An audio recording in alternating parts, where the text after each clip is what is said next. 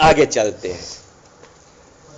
अदर्शनम लोपः, ये भी सूत्र आया जी। ये सब संज्ञा प्रकरण चल रहा है ना, तो संज्ञा सूत्र ही प्राय आएंगे, क्योंकि संज्ञा अथा संज्ञा प्रकरण बोले थे ना, तो सब संज्ञा ही सूत्र आएगा। इसे भी हम लोग को मालूम चल रहा है। चलिए इसका भी देखा जाए। तो इसका नाम इत रख दिया गया था, और भी रखा जाएगा धातु। धातु का भी देख लेना, क्री धातु। डुकरी में करेंगे तो है गदा, गदा भी जाएगा तो 285 लिखते, 250 बहुत है ना, खाली हमको एक करना था। 250 ये डुक्रीय करण, डुक्री करण, ये भी देखेंगे करणे। इसका डुक्रीय करणे ये लिखे, ये धातु पाठ देखेंगे ना तो ऐसे ही लिखा है, डुपचंस पाके, ऐसा लिखा है। पाके का अर्थ होता है सब सप्तमी लगा है। पाक अर्थ में डुपचस धातु, डुक्री धातु किस अर्थ में? करण, करना अर्थ में, बस इतना ही है। ये सप्तमी लिख रहे हैं कि करना अर्थ में ये है, तो ये कहने का मतलब ये धातु है। तो धातु को भी उपदेश बोलते हैं क्या? हाँ, उस कारिका में है ना कि धातु सूत्र, तो इसका भी नाम उपदेश है जी। ठीक, तो उपदेश में बोला था तो ये अर्थ बताया गया था, इसको हटा दिए, ये भी अर्थ बताया गया था। तो ये इसका नाम उपदेश हो गया, क्योंकि धातु होने से ना। तो ये कहेगा कि उपदेश में जो अंतिम हल, हल में ये भी आता है ना, व्यंजन को ही हल बोलते हैं, उसकी क्या हो? इत संज्ञा। तो इत संज्ञा इसका भी नाम रखा गया है। अब इत संज्ञा का फल क्या होगा? तो उसके लिए आएगा ये लोप करना है ना। हाँ, तस् से लोप, से लोप करना है।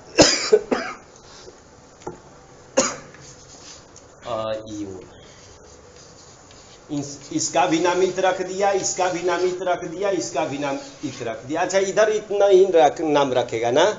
देखा, इस डू का ये नाम इत नहीं रखेगा। क्यों नहीं रखेगा? चाहे डकार का इत क्यों नहीं करेगा? ये हलंत्यम अंतिम में नहीं है, ड जो है आदि में है ना, इसलिए नहीं कर पाएगा। ध्यान पर रखेंगे। ये आकार, इस आकार को करेगा कि नहीं? नहीं करेगा, ध्यान रखेंगे, क्योंकि ये तो एक तो हल भी नहीं है, अंतिम में भी नहीं है। तो इसको क्या चाहिए? बस सूत्र का कोई माइंड में ज्यादा बोझ नहीं डालना है, बस इतना ही देखना है उसका कार्य क्या करता है। बस कि उपदेश होना चाहिए। उपदेश बराबर ये नौ में जो अंतिम में हल हो व्यंजन, उसका नाम इत रखेगा। इत का फल अभी दिखाएंगे। तस् से लोप से क्या करना है? लोप करना है। लेकिन अभी लोप करना है, विधान करना है, उसके लिए पहले संज्ञा सूत्र आया है, लोप संज्ञा करने वाला सूत्र। कौन आया? अदर्शनम लोपः। इसमें भी दो पद है जी, अदर्शनम लोपः में।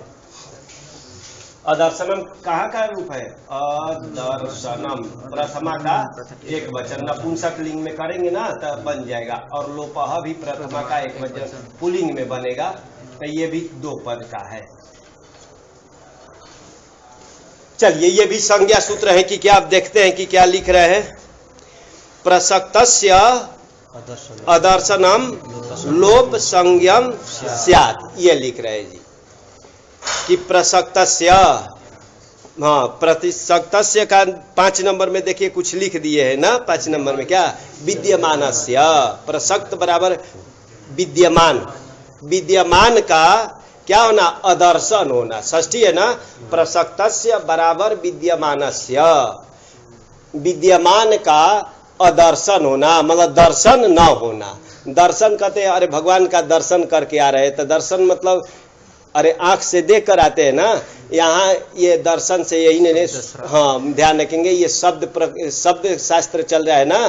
तो यहाँ दर्शन का अर्थ हो जाएगा क्या? सुनना, सुनना, और अदर्शन करना सुनाई न देना, ये अर्थ लेना है। क्योंकि शब्द शास्त्र है, शब्दों को आंख से देखा नहीं जा सकता। ये हम लोग देख रहे हैं, ये शब्द है क्या?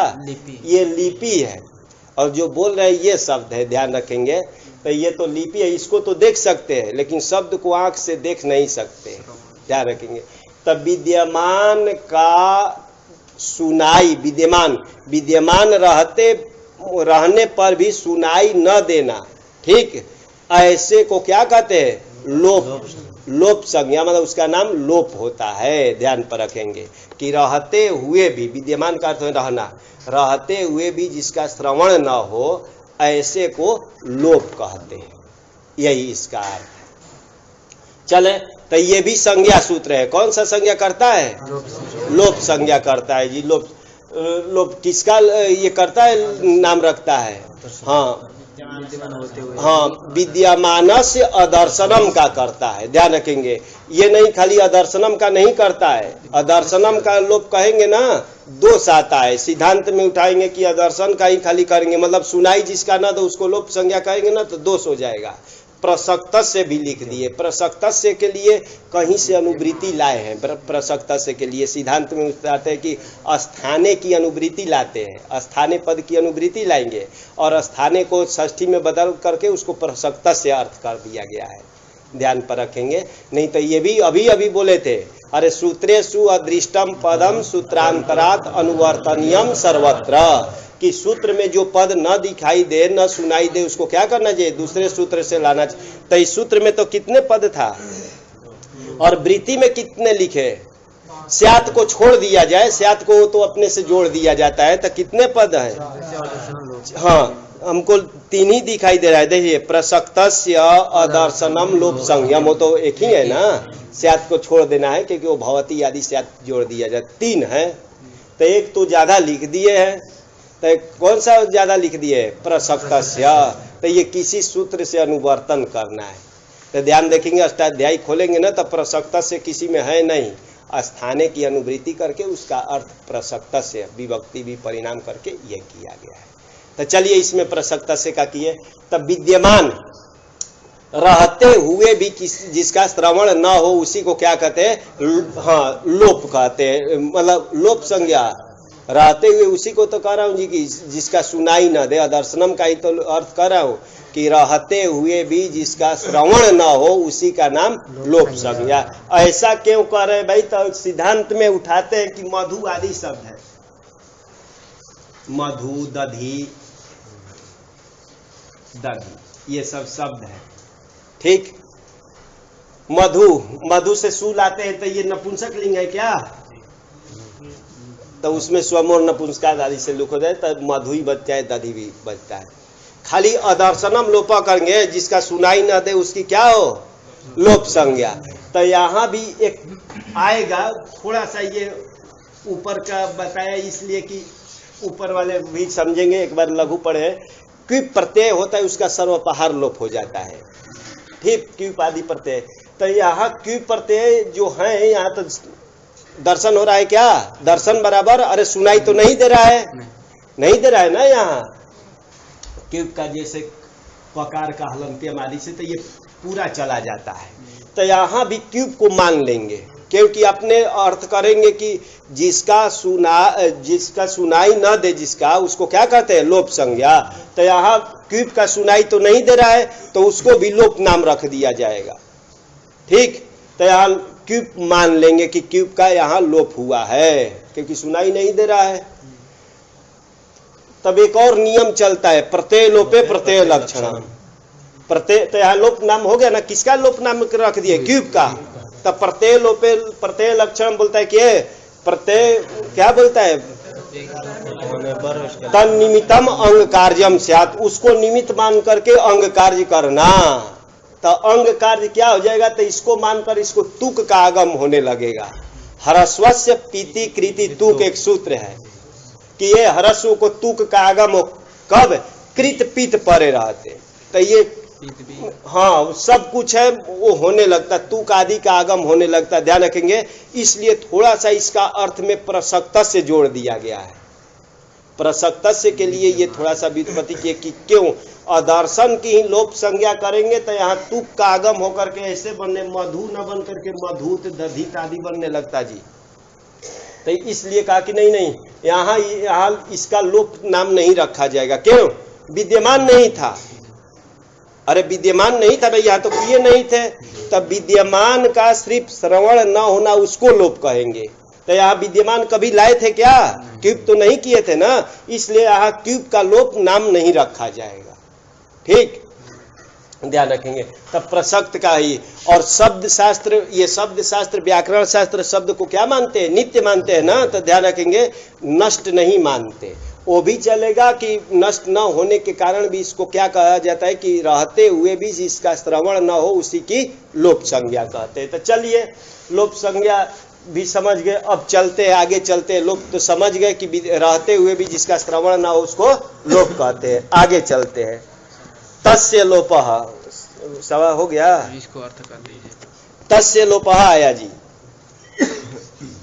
तस्य लोपः, समय भी देखना है, ज्यादा विस्तार भी नहीं। तस्य कहाँ बनता है?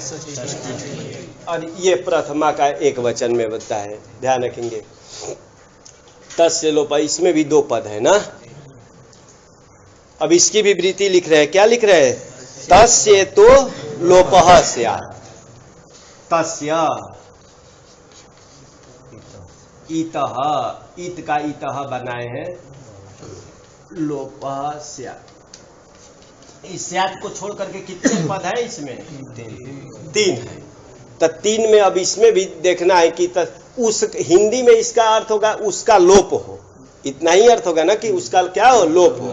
अब उसका से किसको लिया जाता है? तो एक नियम है क्या? सर्वनाम्नः बुद्धिस्थः, सर्वनाम्नः पूर्व प्रधान, सर्वनाम्नः बुद्धिस्थः पूर्व प्रधान परामर्शित्वम। आप लोग को पहले बताए थे कि सर्वनाम से सर्वनाम्नः, सर्वनाम्नो बुद्धिस्थः पूर्व प्रधान परामर्शित्वम। सर्वनाम से बुद्धि में स्थित जो पूर्व में प्रधान है उसी का ग्रहण किया जाता है। ये भी सामान्य नियम है, लौकिक नियम ही चलता है जी। रामः ग्रामम गच्छति, रामः खेलति, तस्य पिता दशरथः, मान लिए बोल रहे, तो तस्य से किसको लिया जाता है? हाँ, जो पूर्व में प्रधान था। रामः ग्रामम गच्छति बोल रहा है, रामः कंदुकेन क्रीडति, दो बोला जी।